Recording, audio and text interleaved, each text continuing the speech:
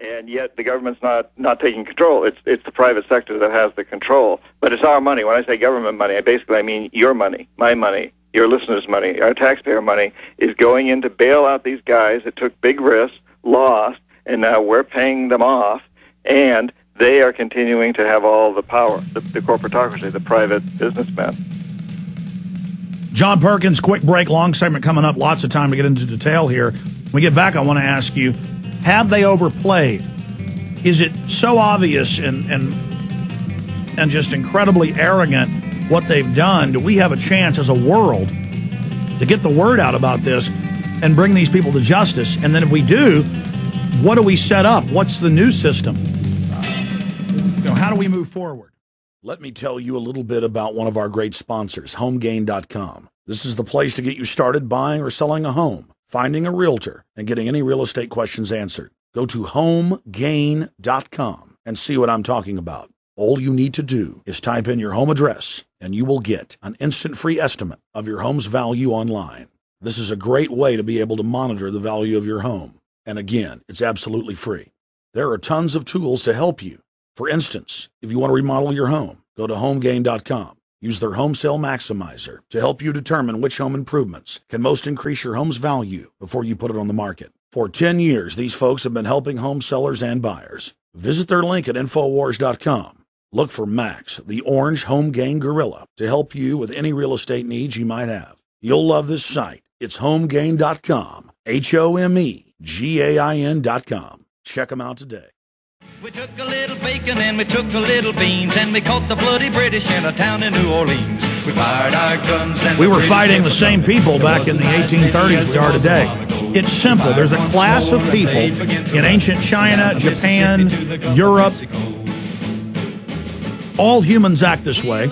They figure out how to corner and manipulate currencies and money. And these private families, these private banking cartels, and the allied corporations and military-industrial complex under them, they figured out how to engage in mass fraud, how to create fiat currency and credit out of nothing and then get the world for it. People will kill their grandma, for $1 million. Most people out there, a lot of them would. It's sad to say, that's $1 million made out of nothing. And so they're literally usurping the world through this. John Perkins, Confessions of an Economic Hitman, website's johnperkins.com.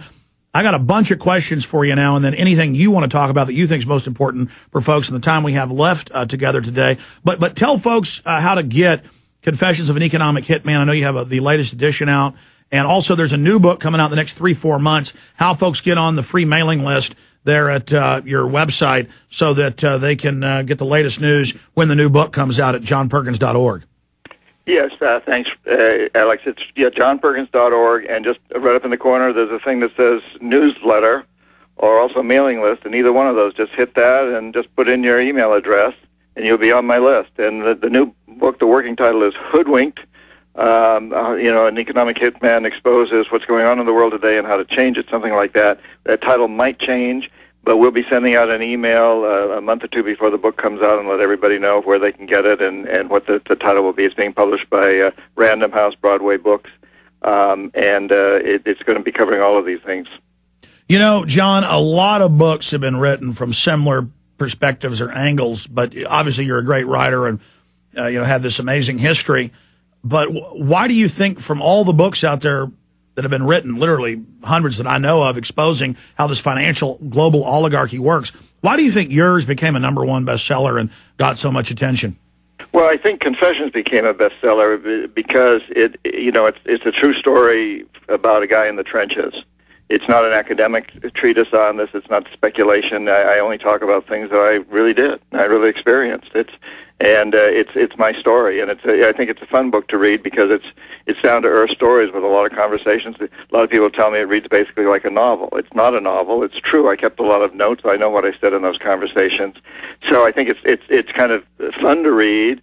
It's got sex, drugs, and rock and roll in it, and it's not academic, and yet it covers the real truth behind the economics that went on and some of the economic principles behind it, but I think in a way that's kind of readable. Mm-hmm. The new book I'm writing now, I'm very, taken by how many books there are right now on what's the minutiae, the detail of what's going on in the economy and how to fix it. That's all necessary. Those are Band-Aids, How are we going to deal with AIG? How are we going to deal with the auto industry and Bank of America, et cetera, et cetera? But why not talk about the cause of it? Why not talk about who did it? Yeah. Well, that's what I'm doing. That's why my book, I think, is very different because it's saying, look, everybody else is talking about triage, the Band-Aids. We need the triage. We need the Band-Aids. They're not undercutting the need for that at all. But what I'm saying is we got to get at the, what caused the heart attack. You can have a triple bypass, but if you don't change your diet or whatever it was that caused it, you're just going to have another heart attack. And that's what we're going through. We can do all the triage we want, but if we don't get at the root of the problem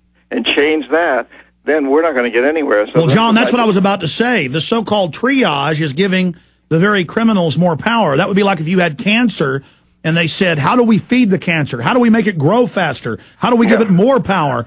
I mean, that's not how you treat the cancer, is adding more carcinogens. No, and that's exactly right. And so we need to go way beyond that, and that's what my book is about. How did we get here? What are the true causes of this? And what do we have to do to change that? And, of course, the true causes are fairly philosophical, and they're also the way that we all live, the lies that we ourselves have bought into and accepted, the icons that we have chosen to hold out as our heroes, a whole form of consumerism, the fact that we turn a blind eye to companies that are destroying rainforests in order to bring us cheap oil, and so many other things like that. And we really need to address those things, and I think have fun in doing it. I do not see this as onerous. I see this as a time of tremendous enthusiastic passion for moving forward. I think we're at a time in history, Alex, that's like the Industrial Revolution or the Agricultural Revolution, the time when city-states became nations. We're going through a truly transformational time. And if we allow it to happen in this transformation, a few people are going to become world rulers, and they're well on the way to that now, what I call the corporatocracy. But we do not need to allow that to happen. We can see this as a time when we can have a true turnaround, when we really can start to honor and embrace the principles that were espoused by the founding fathers of this country of, the right to life, liberty, and the pursuit of happiness, government for, of, and by the people. We've moved a long way away from that in the last 4 or 5 decades in this country. We need to, and in fact at other times in our history too, we need to move back into it now and go even further into it and look at it as a worldwide movement, not just a movement that's bracketed by the Rio Grande and the Canadian border and the Pacific and Atlantic Oceans. This is a global movement. Well, John Perkins, I agree with you when you say we're at a crossroads, and the technocrats, the elites, the big foundations, the think tanks, as you know, say that. And they believe they're going to dominate the future. They believe they can set up this world tyranny under this corporate globalist model where they socialize our wealth, take it from us, and give it to themselves to then buy off and control our governments. And I want to talk about solutions of breaking free from this. But let's go back to the James Bond parallel. Ian Fleming, OSS, World War II, British intelligence, writes these books, and a lot of what's in those movies and books is true, a lot of it isn't. But when you take the gadgets out and the suave, angle, instead of James Bond going out and helping and fighting Spectre and the bad guys, James Bond really works for Spectre. And so you've got CIA, you've got MI6, and then above them is this global Bilderberg Group, Trilateral Commission, the inner rings of the CFR, who are these corporate players, these managers.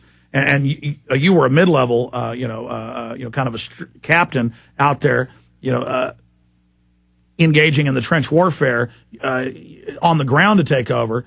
They know what they're doing. They're making their move. And so in reality, James Bond would actually be the bad guy. He would go over to Iran in '53 with Kermit Roosevelt from the U.S., CIA section chief, stage terror attacks, blame it on Mohammad Mossadegh, have him arrested, behead the cabinet, and bring in an oppressive police state in the Savak, which you cover in your book and I cover in my film, Terror Storm, a history of government-sponsored terror. And so now we see them setting up the Savak, setting up this police state grid here in the United States.